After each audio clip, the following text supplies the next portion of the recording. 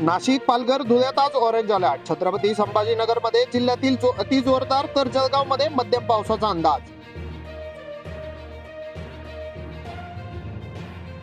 अमित शहांनी महाराष्ट्रात तंबू ठोकला तरी भाजपचा विजय होणार नाही, तर शिंदेंना मिळालेली मते भाजपची असल्याचा संजय राऊत यांची टीका.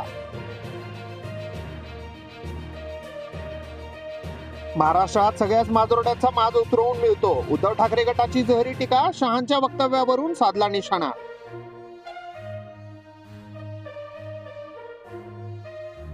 जिल्ह्यातील 29 प्रकल्पात 95% पाणी साठा, तर 2 मोठे मध्यम प्रकल्प यंदा सप्टेंबर मध्ये 100% भरले.